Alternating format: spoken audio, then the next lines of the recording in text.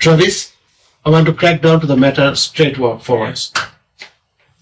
As an Australian employer, as a business owner, you get 2 resumes. Yeah.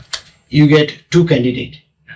If you say both of them are similar, but one difference is that one is an Aussie mate and one is a migrant, which one you will choose? Now, 10 years ago. Okay, whatever you want to say. 10 years ago. Now, yeah. Well, there's a shortage, so everyone wants the best person. So I think it's changed. It's changed since COVID. It's changed. It was changing before COVID, but now people just want the jobs. So they're throwing aside. In some ways, they're throwing aside their preconceived ideas, and they just need the people. Yeah, we were discussing a long time that now it's almost like more and more equal opportunities, because COVID has put many eyes open, and it has given more opportunities, and many fields where it has not been seen that migrants have come in. They have been putting they have to have Australian citizenships and permanent citizenship and all those things. They have been changed to those ones. And I think one of the classic example is the SKILL program, which is a Skilling Queensland of the world. And we are very privileged that we run lots of SKILL program.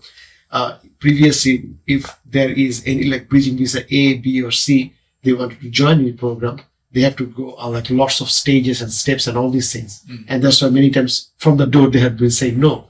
But now even in their government website, in the Australian government website, they have been putting inside bridging visa A, B, and E are also included in this program, and then can directly go to that one. But that's on the training session. But what about the employment section? We still have those, seems like an inherent barrier that if you sell migrant people, that's not hiring to country. Why is that? So why is an employer will not hire a migrant people? Well, there's a few things. First of all, they do get bombarded with overseas resumes. Okay. So that makes them a little bit skeptical. And then we've even had people come up and they've been knocked back, even though they're very highly qualified, because looking at their resume, it looks like they're still from overseas. Yeah. So we help people rewrite their resume and then make it clear that they're from Australia. Yeah. And then also, if they can just have some Australian experience or work experience or anything, that would give them an enormous advantage as well. I think that the resume plays a big role, Yeah. how their presence and everything, because it's an open country. Many times even from the overseas, which you say that people might be from Africa or from the Asia, they are also putting their resume. Many times the employers, and even with the software, they cannot differentiate whether this country is from here. So I think that in the resume, they need to make sure. And obviously, if they need that guidance, obviously from our QTES, we do our regular programs where they can contact us, differentiate that one. The second thing also I think that comes in is a visa, because, when it comes to the migrant, major of the migrants, they come in either TR or bridging visa or asylum seekers and all these things. And in their visa, in their Vivo document, there is an expiry date. And many of the employers, they has been worried that, look, if their visa has expired, then I will lose that employee. Then how can I do that one? But in reality, in major of those Vivo, they had got expired date, they had got also renewed, because that's an Australian process and everything. It's rarely I see in the cases that people has lost their job because of their visa reason. More or less, they have switched the job. So I tell to the employer all this time that, it is more probability that your potential migrant employee will switch to a different job because he got a better pay raise or something, rather than he got spectacle from his visa. So I think visa is something that should be concerned, but should not be something that should be come as a barrier. What are the other things that you find the difference from the migrants and? Well, the migrants are more driven. Driven? Yeah. So the Aussies, they try hard and they're resourceful and all the rest. And we lead the world in many areas. Yep. But we do just go at this cruisy pace where we know that everything's going to be okay. Yeah. where you've got the drive of the Yes. people that we're seeing, like we're seeing engineers, we're seeing doctors, we're seeing all these people that have come, and they have just got this drive that we don't have, and they just do things, and they work like Aussies don't work. Absolutely. I'll not say it's like only Aussie culture, but it's a Asian culture, because previously I came from Singapore, and then before that when I was in Bangladesh, where my parents from.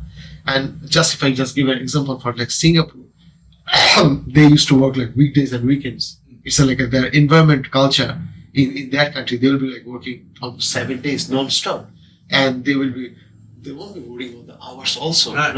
Like so much 24/7 shops and all these things are there, that it's a workaholic culture that they have.